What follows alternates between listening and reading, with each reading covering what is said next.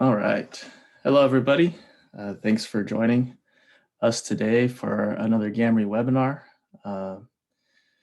We are happy to introduce to you Dr. Simona Radice from Rush University, the Orthopedic Department at Rush University Medical Center in Chicago, excuse me. And so, Simona is one of our Gamry users, and we had met at a conference a few times and have collaborated on several research works. And I've always enjoyed talking with Simona about electrochemistry and corrosion as it relates to her background in orthopedic implants. And so we thought it would be nice to have her come and join us to share what she does in terms of corrosion and her work. So with that short introduction, Simona, please start, share your screen, and let's get started. Hello, everybody.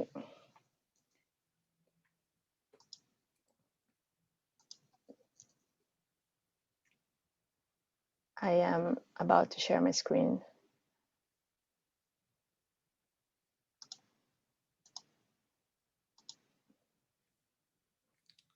I can optimize share some.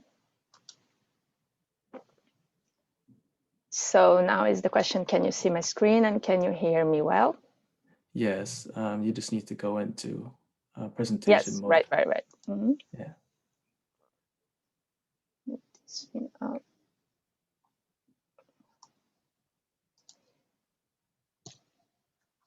Perfect. Okay. So yeah, thank you, Jerome, for the introduction, and thank you, Gamry, for giving me the opportunity to present the work we do here at Rush. And I'm glad we have many participants. My presentation is going to be very open because I'm not sure how many of you have the background of biomedical engineering and orthopedic implants. So let's start. As he mentioned, Jerome, I work at the Rush University Medical Center at the Department of Orthopedic Surgery. And I am a postdoctoral research fellow, so I'm just a postdoc. And this is a hospital. We have different departments, and in the orthopedic department there is lots of research going on. These are the labs in the orthopedic department: biomaterials, computational biomechanics, implant pathology and biocompatibility, motion analysis, spine, sports medicine, and tribology. And I work in the laboratory of tribology. In total, there are about 32 people as a staff research here at Rush. As you can see here, we have professors, associate professors, assistant professors, instructors, and postdocs. And this is then additional to students who come to make master projects and PhD and so on. This is a bit of an overview. So we are in Chicago. Rush is a very big hospital here, very important, and it's quite interesting for me also to work here because in the past I have worked, of course, in university, as I guess many of you also do. And here we are really in an office, and the same floor there are patients who get admitted for some orthopedic surgery or so. So it's a different experience and feel than working in a university. It's very special to be quite close to the application field. I will be presenting about corrosion resistance of metals for orthopedic implants in simulated synovial fluids under inflammatory conditions.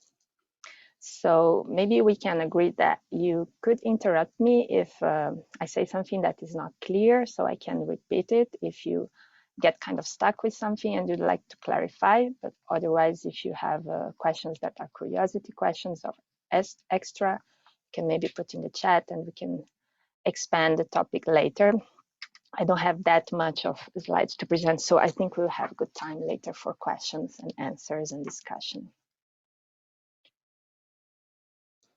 So as I mentioned, I will be giving a good introduction to everybody about total hip arthroplasty and research on metals for orthopedic implants. Let's start with total hip replacement. This is a frequently done and highly successful surgical intervention. An implant normally lasts more than 20 years. Good cases can last also 30 years. And the indication for this treatment is mostly osteoarthritis, but also we have total hip replacement in case of fractured neck of the femur, avascular necrosis, dysplasia, and inflammatory arthritis. And when we say it's frequently done, it's really, we're really talking about large numbers in the whole world. So we have more than 1 million total hip replacements done every year in the world. In the States, that will be above 600,000 implants per year. The picture here, you see the X-ray of normal articulation. The femoral head is articulating against the acetabular bone.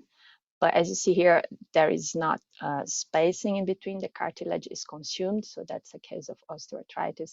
And so the whole articulation is replaced with artificial components. We have a metallic femoral stem that is inserted and hammered into the femoral bone. Then there is a cup that is pressed against the acetabular, the acetabulum. And then the articulation itself happens with a bowl, a ceramic head that slides and is in contact with an inlet that is normally polyethylene, but there are different articulations. So basically, we have metals, ceramics, and polyethylene plastic as implant components. And of course, if you talk about corrosion, we are dealing mostly with metals. And these are the three most used metallic alloys worldwide in total hip replacement. So first of all, titanium, aluminum, vanadium, that would be mostly the material used for the stem.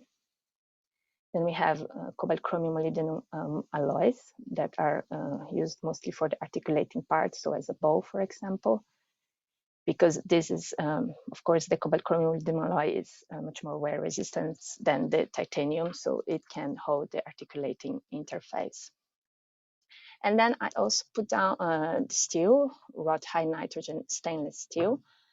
Though this material is no longer used as implant component material, it's still used maybe in instrumentation or eventually other tools, but not anymore as an implant because of allergic reactions to nickel. So these steels that were standardized and introduced decades ago, they showed up not so good results, mostly because of release of nickel ions in the body that caused a reaction to many people. So nickel is not a good element to be released in the body. So we are now mostly dealing with titanium, aluminum, vanadium alloys, and cobalt-chromium molybdenum alloy. These metals are all passive metals. So they naturally have a protective passive film. In the case of titanium, we have titania passive film, and cobalt-chromium, as well as the stainless steels, have a chromium oxide passive film. So this is the, say it's not only titania or cobalt-chromium, we have mostly that in the passive film in amorphous form. So theoretically, the metals should not corrode, but if you consider the implant service in the human body for many, many years, I would cite this review paper that states right away, metal is not inert. So it's not like a ceramic or a polymer.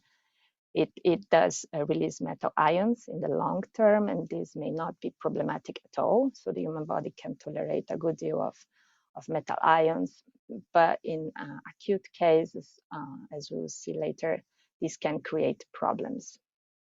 And these are the cases where mostly the passive film is damaged inside the human body. So how this would happen, I was before describing to you shortly how a hip implant works. So you see here, there is a sliding wear. There is sliding at the articulating interface, and that can occur somewhere there. So if we have sliding wear at this articulating interface, or if we have fretting wear at fixation interfaces, like the fixation of the neck of the implant with the head, or even of the femoral stem with the bone, in those cases, as you see in this figure on the right schematically, we will have locally removal of the passive film, and there the exposed area, which is naked of passive film, will corrode. This is what we call tribal corrosion. So it's a synergistic effect between wear and corrosion. In a situation of tribal corrosion, we will have material loss due to corrosion of the active material that is damaged, so we don't have protective oxide film anymore. We will also have anyway a corrosion of the alloy itself. Then we will have wear of the passivated material, but you also have wear of the active material. So it's a whole play of components that will contribute to tribal corrosion of orthopedic implants. So when we have studies about corrosion, we are thinking about those situations where for some reason the passive film will be damaged, so there will be corrosion.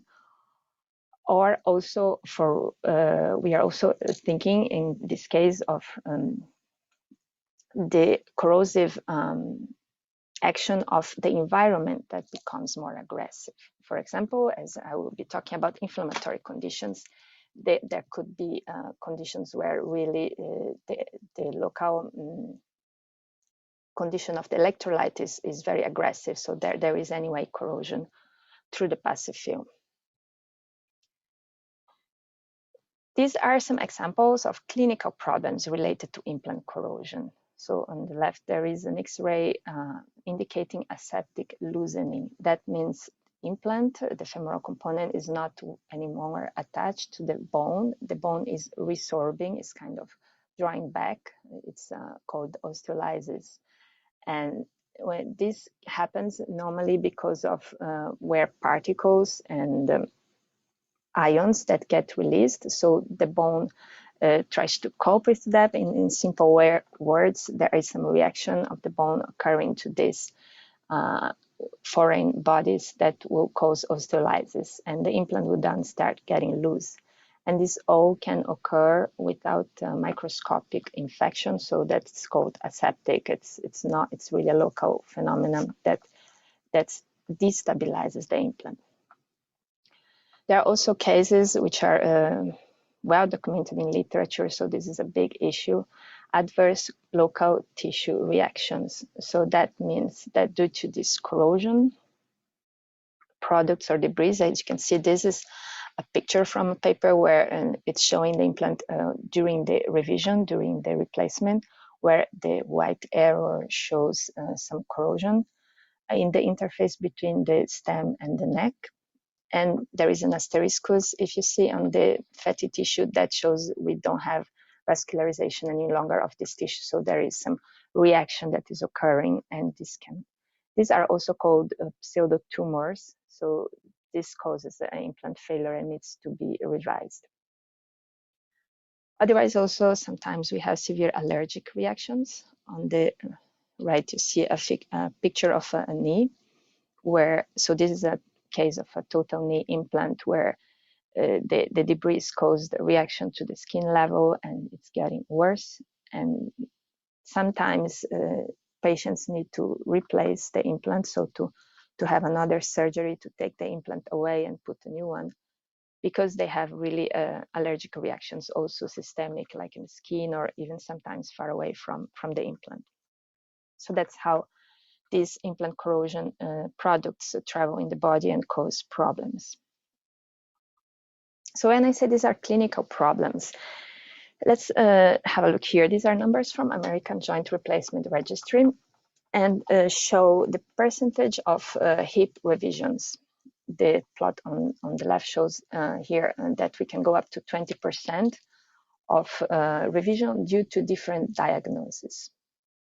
we're not going through them one by one. I just wanted to tell you that this is indeed something that happens often. And as you see in the table here, I was pointing out that aseptic loosening we were talking about before, and infection and inflammatory reactions, they are diagnoses that are responsible for implant revision, that means replacement, and they have been growing. So that's a problem that is not at all solved or controlled at present. And the thing that I really say at this point is this is really an important question, an important research question, as you see from the numbers and from the cases and the number of implants that we have worldwide. There is indeed a lot of research on metals for orthopedic implants. Typically, the most representative research in the clinical situation would be tribal corrosion. So this is tribal corrosion regards also other fields. So I'm showing a bit some publications or some examples and overview about tribal corrosion here in the orthopedic field dealing with metals for implants. So tribal corrosion is a combination of a tribological system and a 3-electrode electrochemical setup. You can see here we have, maybe I put on the pointer here.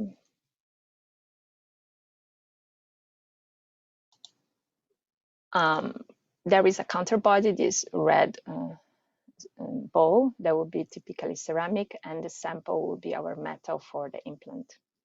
And the counterbody is pressed against the sample with a controlled load. There is a controlled displacement, so this is the tribological system. Plus the sample will be the working electrode in a 3-electrode setup. We have a counter electrode and a reference electrode, and we will fill up this chamber with a fluid that represents the fluid in the human body. And we'll see later how this can get more complicated.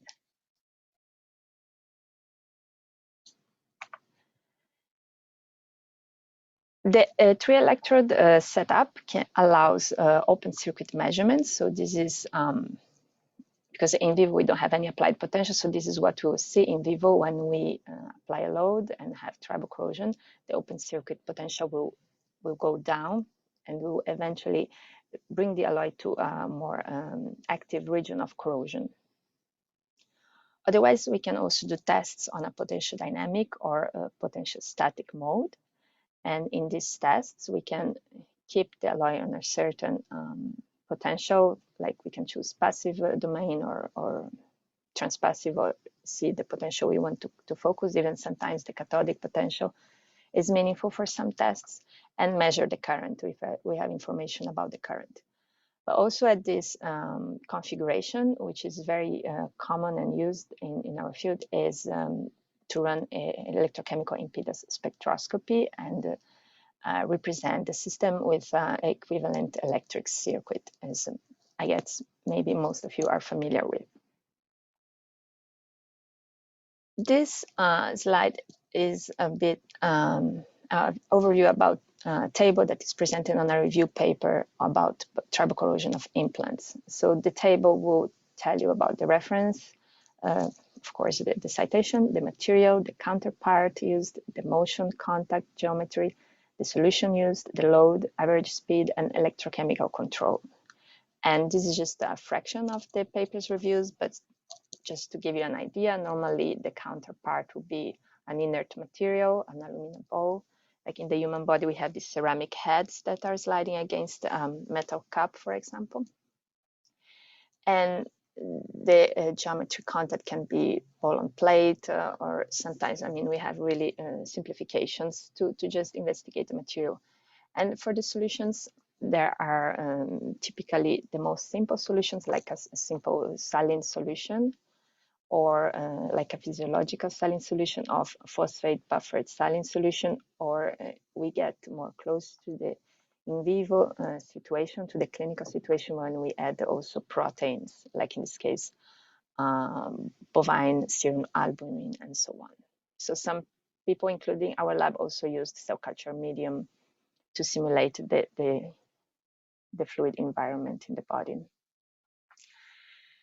These were simplified versions to do more fundamental research, but there are also tribometers around that are called the hip simulators. In this case, a group from UK that really simulates better the geometrical configuration of the hip implant.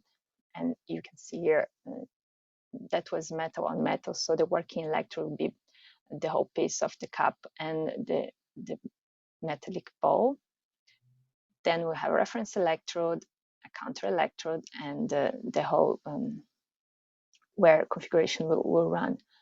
On the right, there is a picture of a hip simulator without an electrochemical setup to it, but that would also allow to simulate the motions more close to what is in reality, for example, the gait cycle or some activities.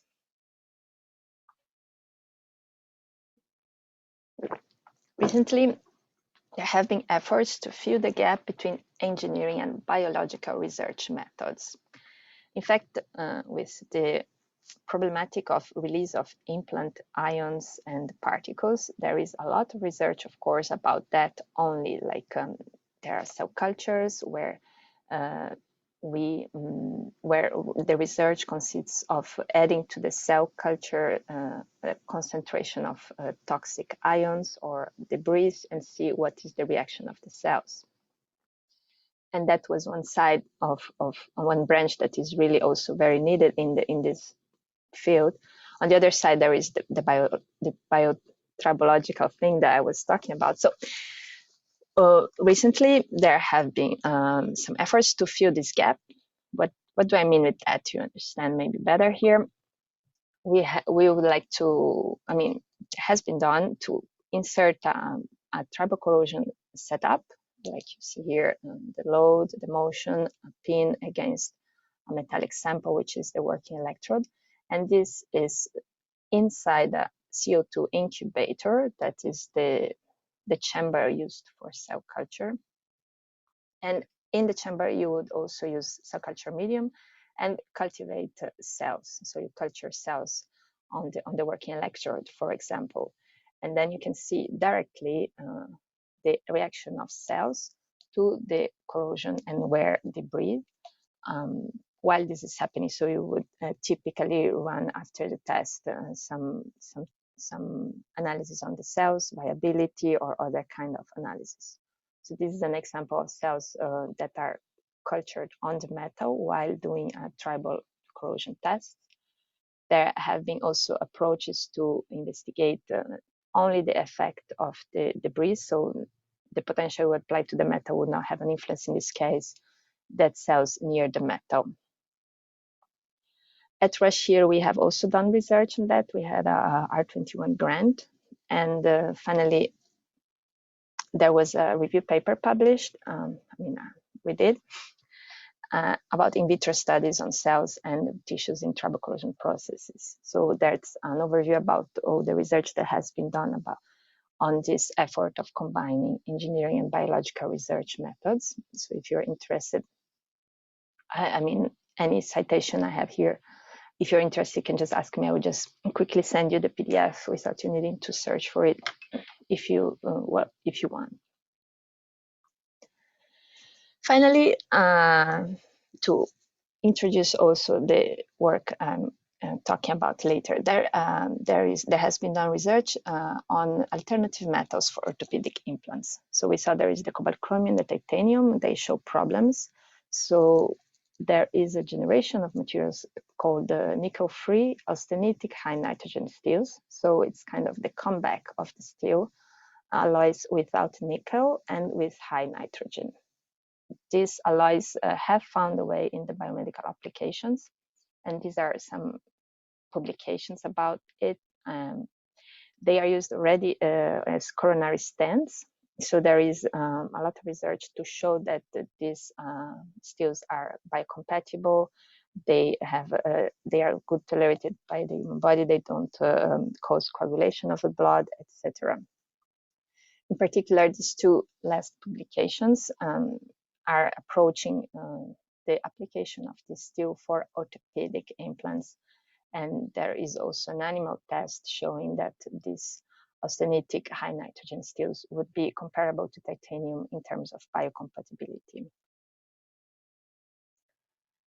So the plus of this new generation, let's say it's not so new, but in this field that would be new. The advantage of these steels is that they are nickel free and they are high nitrogen, as this is very important. Why that? Because it's this is a key alloying element for pitting corrosion resistance. There is again here literature about it, and in a review you can find different mechanisms proposed to explain why the nitrogen will work so well against corrosion. So nitrogen can dissolve at corrosion pit sites and form ammonium ions, and this will locally neutralize the pH. Other studies show that it segregates to the metal surface and creates a nitrogen-rich layer that blocks active dissolution sites. Has been also found that is incorporated beneath the passive film to form a dense protective oxynitride layer. So in one way or the other, the nitrogen is really effective against particularly pitting corrosion resistance. And there is, you find in literature, this number, the PREN number, pitting resistance equivalent number, which has been adapted over the years. There are different versions of it. This is one commonly used version where if you add in a weight some elements of the alloy, you will see that if the number is high, you have more resistance. And here the nitrogen counts with a weight of 20%. So if we quickly try to compare what would be this PREN number for the high nitrogen steel compared to the cobalt-chromium alloy, we see that the steel has even a bit higher corrosion resistance according to this number than the cobalt-chromium alloy. That was the introduction. So we have two publications the last 2 years about this work I'm going to present to you. So the corrosion resistance of the cobalt-chromium molybdenum alloy, which, as you saw, it's well established, versus a nickel-free austenitic high nitrogen steel. So this material that would be new to this application. And we are testing that only for corrosion, but in different simulated synovial fluids that can become quite aggressive too. So our hypothesis was that the steel will be less susceptible to corrosion than the cobalt-chromium under inflammatory conditions. And this is based on the knowledge that the high nitrogen steel is really very well corrosion resistant. The metals are the same as I was showing before to calculate the PREN number. These are the high austenitic high nitrogen steel and the cobalt-chromium molybdenum alloy. Now the test fluids. The base fluid was saline solution mixed to newborn calf serum. The newborn calf serum is source of proteins, and we mix it into a fraction that gives 30 grams per liter proteins. This is standardized. This is more or less the amount you find in the synovial fluid in the human body. Then our group has been working a lot with hyaluronic acid. I will tell you a bit more about it later. So we also tested this hyaluronic acid as a variable. These would be the healthy conditions. Then as inflammatory conditions, we added hydrogen peroxide, 3 millimolar and 30 millimolar. And I will also tell you more about why this would be in simulating inflammatory conditions. We didn't use any additional chemical to buffer the pH. That was not complicated like that from the chemistry point of view. So the pH was actually in this range from 7.4 to 8.2.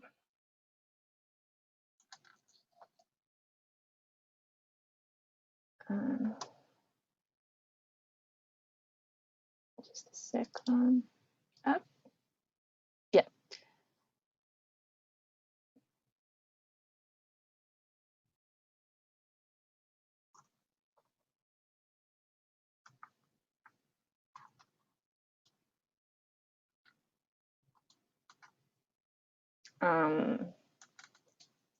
I'm just trying to get the pointer out. Here we go, because I prepared some hyperlinks here to be a bit interactive now that we all fall asleep. So hyaluronic acid. What is hyaluronic acid? It's not really an acid, it's a macromolecular, and it's also called hyaluron. And it's present in liquid connective tissues like eye vitreous fluid and joint synovial. It contributes to joint lubrication, increases the fluid viscosity, is a carbohydrate occurring naturally in all living organisms. And it has a repeating disaccharide structure. Here you see the disaccharide structure. I mean, the first sugar is a glucuronic acid. Then we have an N-acetyl-glucosamine. And this structure repeats itself. We have, in our case, with a molecular weight of 1.4 to 10 to 6 Dalton, 3,350 of these disaccharides that is repeating in the molecule. So if you stretch it, that would be about 3 microns length. But such a molecule can also reach 10 microns length. So it's a big molecule that contributes to the fluid viscosity. But as you see here, the glucuronic acid unit has also some carboxyl acid units that are potential donors or takers of protons. So the chemistry could also be very well affected by this hyaluronic acid. So we decided to investigate it. Now, regarding inflammatory conditions, they said we add hydrogen peroxide to simulate inflammatory conditions. This is because actually hydrogen peroxide and other reactive oxygen species, they are produced in the human body by activated phagocyted leukocytes during inflammatory response. So there are neutrophils, macrophages that are cells in the human body that when there is an inflammatory response, they would produce hydrogen peroxide. Well, in the human body, exactly how much this is produced is not known. There are some estimations. So according to those in vitro, that means in laboratory, there has been a range that has been used to test inflammation that goes from 0.1 to 150 millimolar hydrogen peroxide. 150 is extremely high, so this is always a question about how much this is clinically relevant, and also a question about how much we are talking about local conditions that could be maybe an acute inflammatory site or more in the whole fluid. So that's more or less the range you can choose to test in the lab. This picture is from histology of a tissue that has inflammation. And these dots are cells that produce hydrogen peroxide that I was trying to animate here too. So this is why we use hydrogen peroxide. Again, continuing about experimental methods. The chamber we used was very, very simple. So we have a working electrode at the bottom of the chamber, pressed against a screw with an O-ring for prevent leakage. Then it's just 10 milliliters of fluid, platinum wires counter electrode, and standard column reference electrode at room temperature. The protocol was a bit more articulated. So it started with a short open circuit potential measurement, then a cathodic cleaning, which is very commonly done in our field, just to prepare the surface so that they are all more or less at the same starting point. Then these are measurements that are all not destructive, so just open circuit potential, and then a linear polarization resistance measurement. And this is repeated 10 times. So at each hour of open circuit potential, there will be a LPRR measurement for 10 times. And at the end of these 10 hours, when the OCP is very nicely stable, we did an impedance spectroscopy. So this is the protocol we used to test the two materials. So again, I have these independent variables, the two metals, cobalt, chromium, or the steel. And the test fluids are bovine calf serum solution with or without hyaluronic acid, and then adding the hydrogen peroxide in these two different concentrations with or without hyaluronic acid. Coming to the results and some discussion to it, I'll first be showing the open circuit potential after the 10 hours, so at the end of this loop cycle. The open circuit potential is also commonly referred to as corrosion potential, like the free potential. And that's that's why I'm using that not to create confusion. So these are the results for the cobalt chromium molybdenum. First of all, you can see that, well, let's see this plot. So we have the corrosion potential, and on the X, you have the bovine serum saline solution with the 2 different concentrations of hydrogen peroxide, and light or dark purple without or with hyaluronic acid. So you see, hyaluronic acid was not really having an influence up to 30 millimolar hydrogen peroxide, but at 30 millimolar hydrogen peroxide, interestingly, the corrosion, the E-core of the solutions with hyaluronic acid was really shifted electronegatively. This is the first thing that came out from these results. After, additionally, you can see a trend in increasing in electropositive shift of E-core with increasing concentrations of hydrogen peroxide. So this can be explained because apart from oxygen, hydrogen peroxide is another species in the solution that will undergo reduction. So this will trigger oxidation reaction at the metal. And in the case of growing open circuit potential, that will mean that there is an oxide film growth. We can have some reactions here, like this is the reduction of the hydrogen, and here I was putting down a reaction where the chromium is oxidizing to form the chromium oxide film. So not yet corrosion, because if there will be corrosion, the OCP will go down. So if it's going up, it's because we are passivating.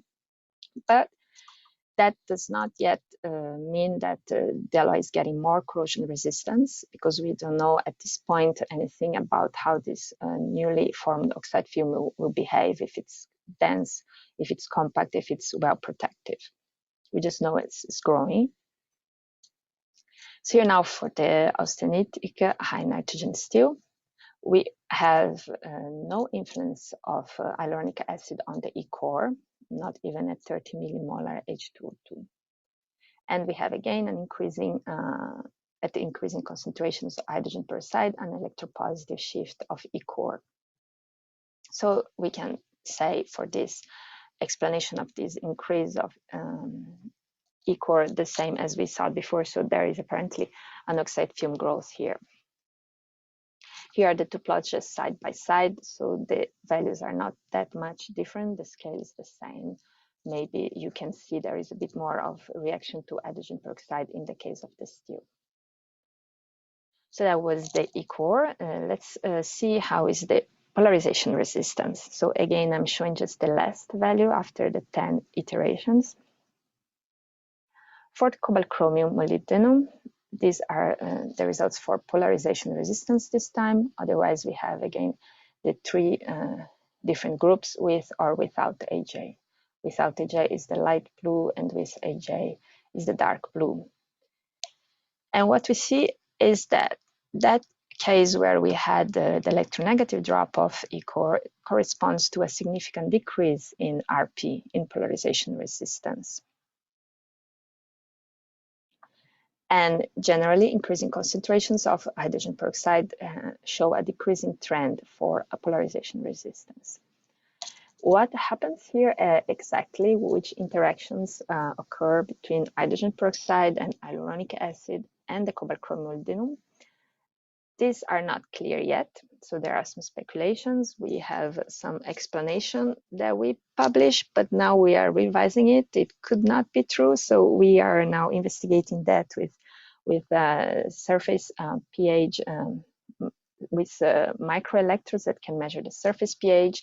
This is a collaboration ongoing with Washington State University, so we are trying to understand better what happens in relation to hydrogen peroxide, hyaluronic acid, and cobalt chromium.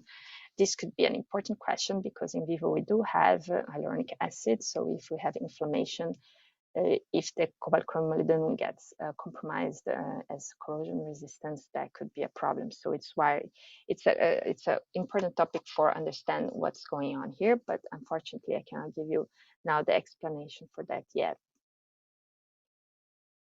considering now the steel, hyaluronic acid has no influence on RP. So this reflects, as you remember, the corrosion potential results we had before. And there is also an interesting thing here. So as we increase the concentration of hydrogen peroxide, it appears to have a threshold behavior, like RP does not really decrease. At 3 millimolar hydrogen peroxide, RP appears in some cases even to increase a bit, but statistically it's just not decreasing, while it does decrease then with 30 millimolar H2O2. So here we also can come up with some discussion about it. So in literature, we have learned from it that the nitrogen can undergo reduction and form ammonia. So I think this is really what's happening here. The nitrogen reduction in these conditions is inhibiting a bit the oxidizing power of hydrogen peroxide, but this happens up to a given concentration, like we tested 3 millimolar.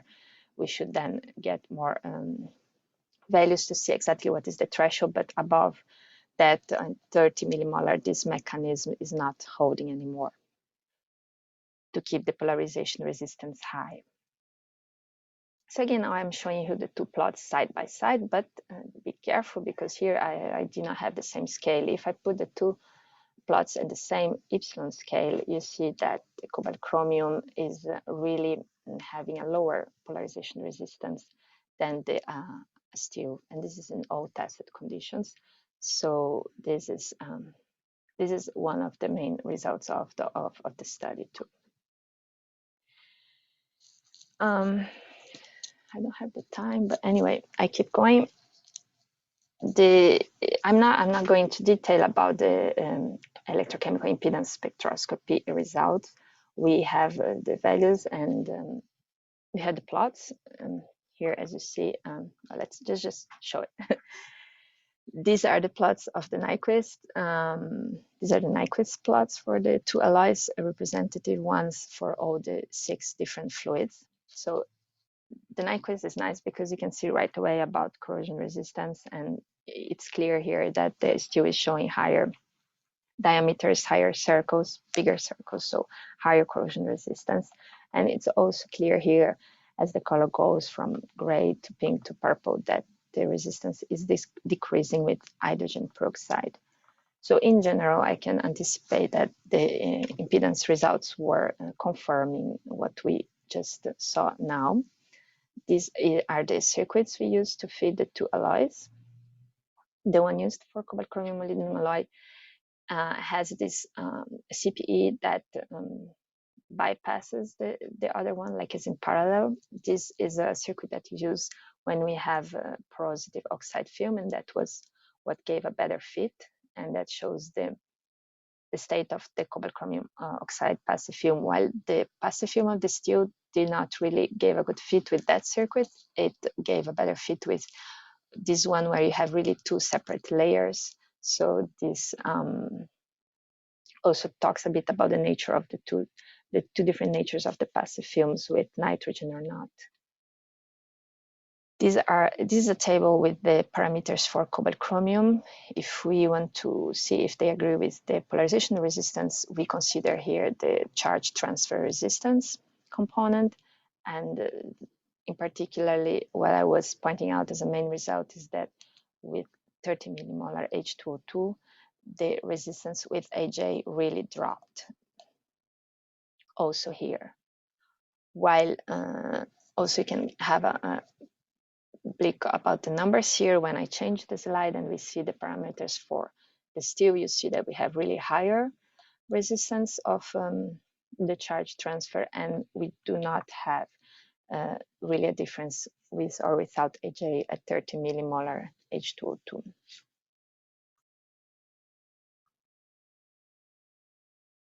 I think can go to conclusions and outlook. So for the cobalt chromium molybdenum, increasing hydrogen peroxide concentration, that would mean more inflammatory conditions, we have a decrease in corrosion resistance. And there is this finding that the hyaluronic acid would compromise the corrosion resistance significantly if we have 30 millimolar H2O2. And this is under investigation, and I hope I will be publishing soon. For the austenitic high nitrogen steel, the corrosion resistance was stable up to 3 millimolar H2O2, and it decreased with 30 millimolar H2O2. And the role played by nitrogen was kind of hypothesized and explained a bit before.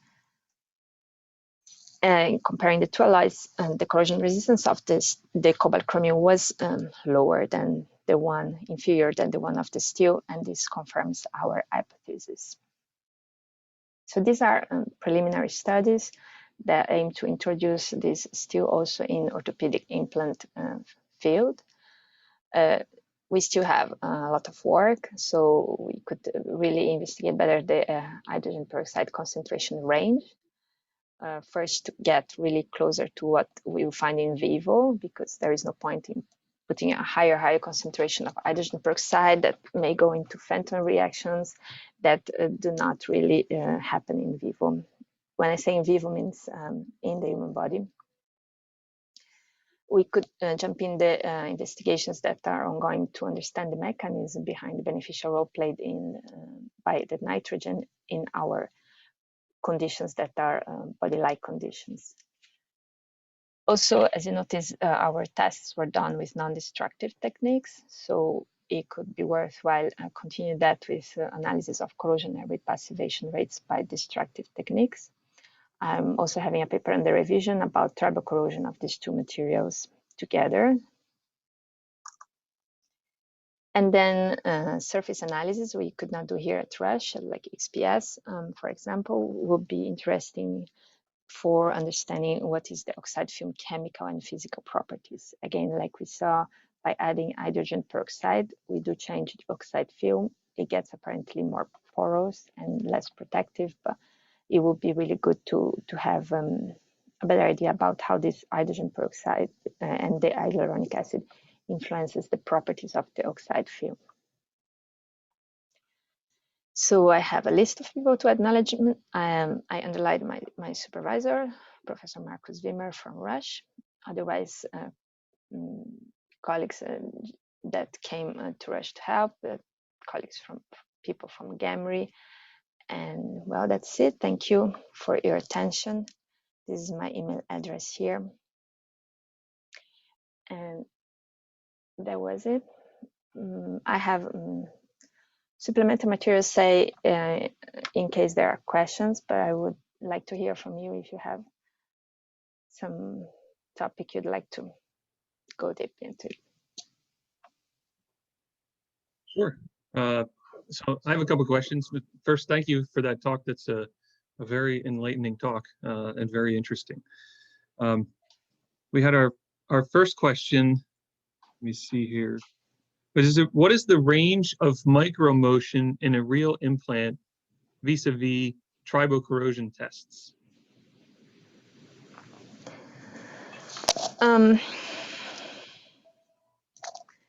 So when we're talking about micromotion, that would be at fixation interfaces. So I don't know if I would go back, but you recall the slide I was showing where you have the sliding in the articulation interface, and micromotion would be at the stem bone interface or at the neck head interface. And that would be I mean, the tests that are done, that are fretting corrosion tests, use 20 to 50 micrometers ampere amplitude for the motion. While the sliding is then different sliding, you can increase because the sliding will be the articulation interface, and that will simulate the gait cycle, for example. You can go into millimeter sliding, but the micrometer and the fretting will be, let's say, 50 amplitude. Does that answer? I hope so, unless the person who asked this, they wanted to ask a follow-up, but they had to leave early, but they wanted to get that question in. Okay, so we have another question more about experimental setup. So on one of your recent slides, when you had the material flat and you had the electrodes in solution above it, how do you prevent crevice corrosion using an O-ring sealing the vessel to the working electrode? We have not observed crevice corrosion at the O-ring. Maybe our solutions are not that aggressive. Okay. I have another question. When you're performing cathodic cleaning at -9 volts versus the calomel electrode, do you reduce the passive film? That's a good question. I think it's more if you believe it or not. So normally we would have hydrogen evolution as a main reduction reaction. So we would have this hydrogen bubbling that will clean the surface. But there are some works that claim that you can reduce the passive film.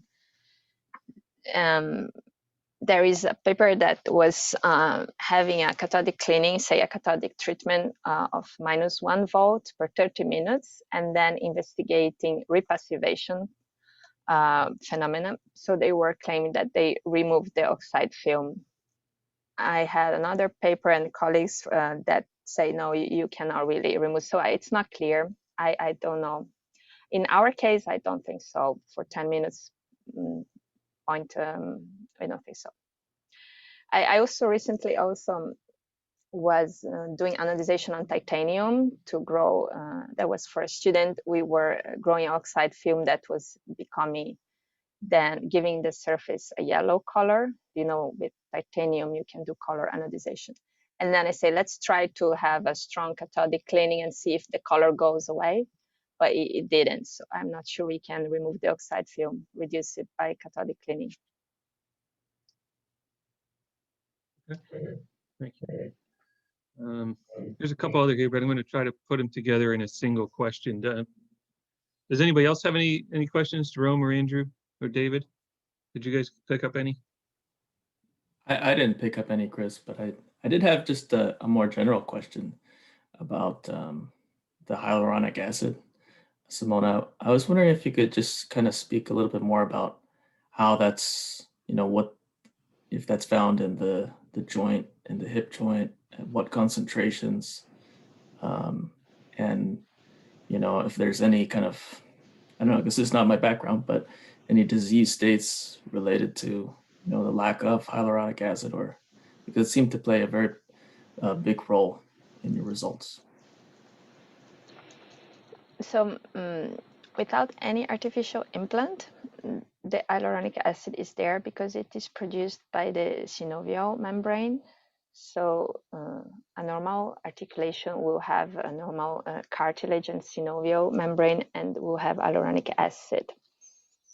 When there is a total hip implant, some surgeons practice a removal of the synovial membrane, so you can destroy more or less the articulation to put a new one. You can preserve some of this synovial tissue that is creating the hyaluronic acid, or you can destroy it.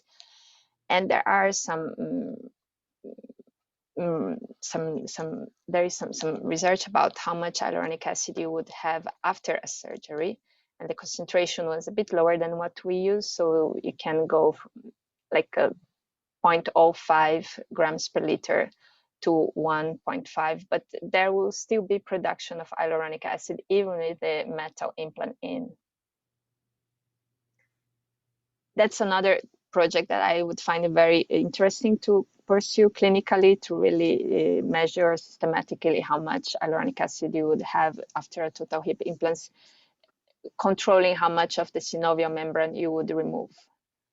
But the body will continue producing that in the human body after the surgery too.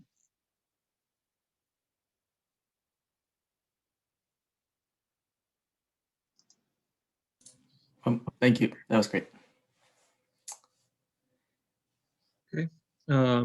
If I can, we have several questions related to the equivalent circuits that you put up there and that you fit to. I guess in general, do you have references for those, or can you tell us how you came up with those models for your fits? Yeah, I have. Can you see my screen now? I'm not sure because it says my screen sharing is paused. We just see the final thank you slide. Oh, interesting. Resume sharing. You are seeing now the slide with the circuits. Mhm. Yeah, I have references. There are really many people doing research in this field, and some use the first one, some use the other one, and I guess, I don't know, I could give the references, or yeah, I could give the references. In particularly the first one, I mean, it's also in the book here. Oh, I mean, I use it below my screen. Sorry, now it's getting funny. Sorry. There is this book here of Mark Orazem that also has the first circuit as representative of porous metals with porous surface oxide film. Okay. So I'm sorry for the confusion, guys. I think the best is if the person needs the references, can just shoot me an email, and I will just send the reference and the papers with the equivalent circuits. Again, my time of being serious is over. Sorry, guys.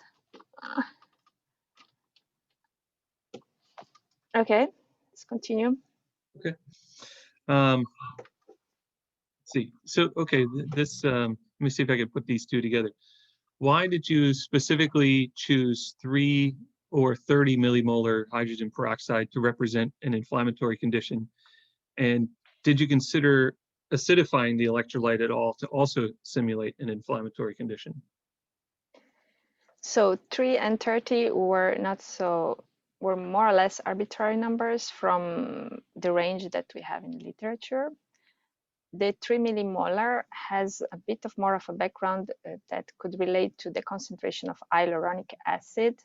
Like in this range of molarity of hyaluronic acid compared to hydrogen peroxide, that could be a buffering action of the carboxyl groups of the hyaluronic acid with the hydrogen peroxide protons released. But that's also why I picked up that, to see if there was any buffering effect. And the 30 was also just 10 times more, and so a range that is within literature. Regarding the acidic conditions, yeah, many works, they do acidify and so bring down the pH to simulate inflammation. We did not do that in this study. We left it just really more natural. It appears that the pH change with inflammation depends on the stage of inflammation, like if there is immediate inflammatory response, or then the later or more chronic inflammatory response, you have a pH that will change according to that. So there can be inflammation without the lower pH, but an acute inflammatory response would also, yes, have a lower pH. Okay. I hope that answers. Let's see. Well, since we have the cobalt chromium molybdenate circuit here, or maybe it's not necessarily related to the circuit, but that alloy, what do you expect regarding the passive range breakdown potentials for that alloy in relation to increasing hydrogen peroxide concentration? And when do you think you would use cyclic polarization as opposed to just linear polarization? Yeah, we did not do that because another group did that already. So that's again a reference I can send. If you want to write me an email, that's the group of Jeremy Gilbert from New York, Syracuse. They have potential dynamic scans adding hydrogen peroxide as well. So the breakdown, I don't know if you, I would have to pick up those plots to see exactly what is the potential breakdown, but we are more or less around 0.08, 0.09 versus the silver chloride or the calomel. So yeah, it's a different test. If you really want to see how the alloy responds over the potential range, you do the potential dynamic scan. Our goal was really more to have a simulation of what could eventually happen in the human body, so just leave it at open circuit potential.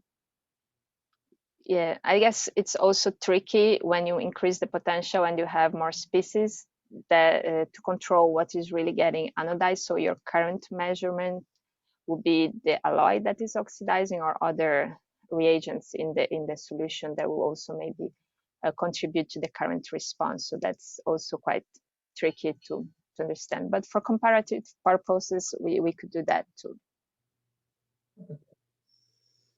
And I think we have one final question. This is more, maybe this is a bigger picture question, but what is the prospect of using magnesium alloys as orthopedic implants? My PI would be so happy to answer this question. I don't know. I think I just missed a talk this morning about magnesium. It was too early for me, so I don't know. Yeah, I know that there has been research about magnesium, but I have not looked into that yet. Okay.